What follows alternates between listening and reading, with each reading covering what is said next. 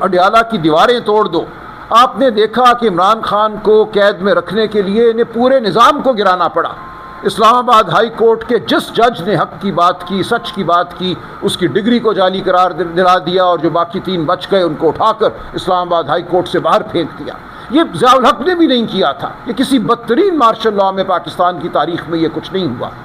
26ویں اور 27ویں ترمیم کے ذریعے پورے عدالتی نظام کو یرغمال بنا لیا گیا. ایک نئی عدالت بنا دی گئی جس میں شہباز شریف صاحب کے لگائے ہوئے جج ہیں. کوئی اور پروسیس نہیں تھا. صرف یہ کہا گیا کہ وزیر اعظم تعین کرے گا پہلے چیف جسٹس کا اور پھر وہ اور چیف جسٹس مل کے باقی جج لگائیں گے. تو یہ صورتحال ہے. اب آپ کا سوال یہ ہے کہ اب تک ہم کیوں اڈیالہ کی دیواریں نہیں گرا سکے، اب تک ہم کیوں اسلام آباد پہ قبضہ نہیں کر سکے؟ اگر آپ کا یہ سوال ہے تو اس کا جواب یہ ہے کہ تاریخ کا مطالعہ کیجئے. نیلسن منڈیلا کیوں 27 سال جیل میں رہا؟ کیا اس کی پارٹی بزدل تھی؟ کیا اس کی قوم بزدل تھی؟ کیا اس کے لیڈران جو تھے وہ لائے عمل سے عاری تھے؟ جبر کا مقابلہ پوری قوم کو کرنا ہوتا ہے. یہ کوئی 2020 میچ نہیں ہوتا جس کو آپ ایک دن میں جیت لیں. ہم ہرگز 27 سال انتظار نہیں کریں گے، ہم ہرگز 15 سال انتظار نہیں کریں گے. لیکن اگر آپ یہ سمجھتے ہیں کہ ہمیں 1 مہینے میں، 1 ہفتے میں، 1 دن میں یہ مارکا سر کر لینا چاہیے تھا تو ایسا نہیں ہوا کرتا. عمران خان کی 30 سال کی جد و جہد ہمارے سامنے ہے. یہ جد و جہد بہت جلد پھل لائے گی. ثمر آنے کو ہے.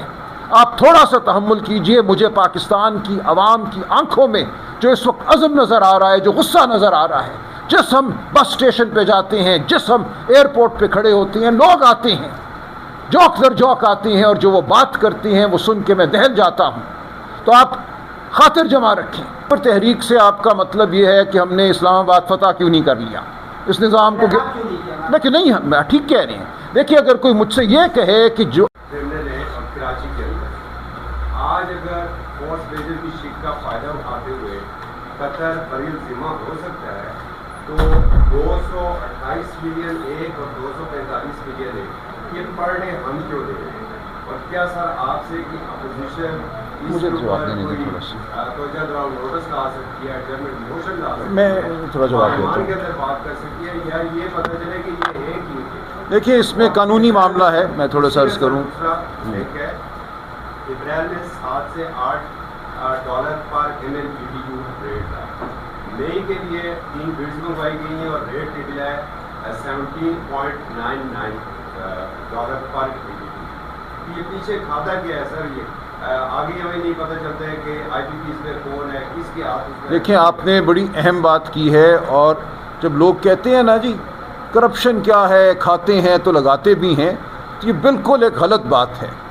ایک میں موٹی بات آپ کے سامنے رکھتا ہوں جو بہت تفصیل سے بات کی گئی. آپ ایک پاور پلانٹ لے لیں جو ساہیوال میں لگا 2013 اور 18 کے درمیان جب ان کی حکومت تھی، جو آج دعویٰ کرتے ہیں کہ ہم معیشت کو ٹھیک کر دیں گے.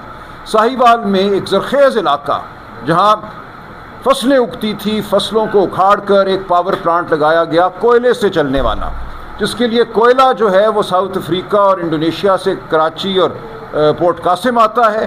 وہاں سے پھر اس کو بسوں میں، ویگنوں میں، ٹرکوں میں، ٹرینوں میں لے کر ساہیوال پہنچاتے ہیں. اور ساہیوال میں ایک پلانٹ لگا دیا کوئلے سے چلنے والا.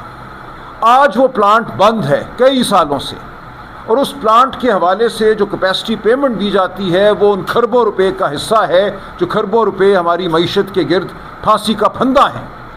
تو جب لوگ کہتے ہیں نا کہ کرپشن کا کیا ہے جی سب کرتے ہیں، تو بالکل یہ ایک غلط بات ہے. یہ ایک کسی قسم کی بھی سمجھ بوجھ سے آری بات ہے. جو لوگ کرپشن کرتے ہیں وہ اس ملک کا خون چوستے ہیں، وہ اس ملک کو موت کی نیند سلاتے ہیں. آج ہماری معیشت اگر موت کے دھانے پر کھڑی ہے تو آپ صرف ایک ساہیوال پاور پلانٹ جو ہے جا کر اس کا معائنہ کیجئے. دیکھیے کہ وہاں پورے علاقے میں کس قسم کی سلفر کی گرد ہے. وہاں لوگ بیمار ہو رہے ہیں، فصلیں نہیں ہو رہی، اور وہ پلانٹ جو ہے اب بند کھڑا ہے. اور اس کے اوپر کھربوں روپے کا خرچہ پہلے بھی ہوا اور اب بھی ہو رہا ہے. اسی طرح وہ معاہدے ہیں جن کا آپ نے ذکر کیا. یہ تمام معاہدے انہی ادوار میں ہوئے جب عوام کی حکومت نہیں تھی، جب جعلی حکومتیں تھیں، کرپٹ حکومتیں تھیں. کرپشن ایک ناسور کل بھی تھا، آج بھی ہے. جو کوئی یہ کہتا ہے کہ ہم کرپٹ کو سہ لیں گے، کرپشن سے کچھ نہیں ہوتا، یہ کھاتے ہیں لگاتے ہیں، وہ پاکستان کا دشمن ہے. پاکستان کو ضرورت ہے ایک ایسی حکومت کی جو عوام کی حکومت ہو، جو عوام کے سامنے جواب دہ حکومت ہو، جس کے دل میں عوام کا درد ہو. تو میں تمام باتوں کا خلاصہ یہی ہے، آپ جا کر ساہیوال میں لگا پاور پلانٹ دیکھیے اور آپ کو پاکستان کی معیشت کے ساتھ کیا کھلواڑ ہوا ہے وہ سمجھ آ جائے گا۔ سلمان اکرم بھائی صاحب یہ بتائیے گا کہ پی ٹی اے کی پریس کانفرنس معیشت کے حوالے سے زیادہ کرتی ہے، لیکن آپ سمجھتے ہیں کہ پریس کانفرنس کرنا انف ہے یا پھر عوام میں جا کے ان کو کال دینا معیشت مہنگائی کے حوالے سے؟ دیکھیں، سیاست کا ایک لازمی جزو ہے گفتگو کرنا، عوام سے مکالمہ کرنا۔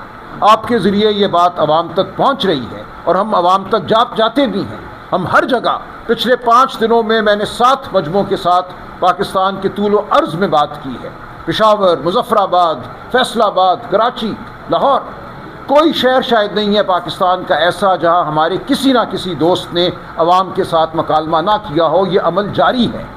جب آپ کہتے ہیں کال دو تو ذہن میں آپ کے تصور یہ ہوتا ہے کہ جیسے کوئی ایران کا انقلاب آیا کھڑا ہے، کل کال ہوگی اور پرسوں شاہ بھاگ جائے گا اس ملک سے۔ دیکھیں، یہ معاملات ہوتے ہیں ملکوں کی تاریخ میں۔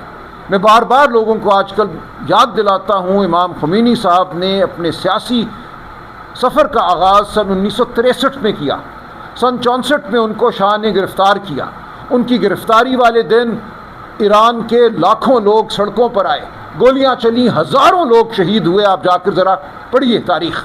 لیکن اس کے باوجود انقلاب 1989 میں آیا، 15 سال بعد آیا۔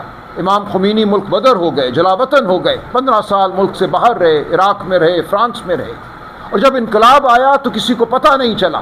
شاہ ایران چھٹیاں منانے کی تیاری کر رہا تھا اور پتہ چلا کہ عوام کا ایک سمندر ہے جو ملک کے ہر شہر میں، ہر گاؤں میں، ہر قریے میں باہر نکل آیا ہے، جس نے فیصلہ کر لیا ہے کہ اب ایسے نہیں چلے گا۔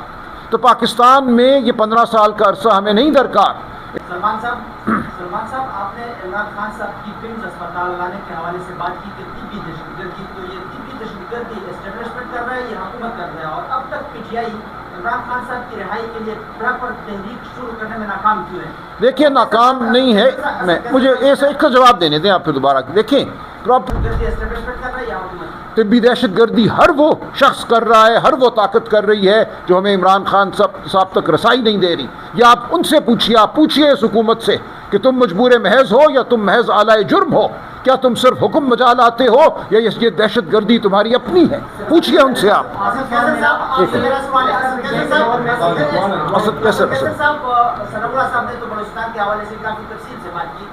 خیبر پختونخوا میں امن امان کی صورتحال آپ کے سامنے ہے۔ 2002-03 سے بہرحال دہشت گردی اب تک چل رہی ہے۔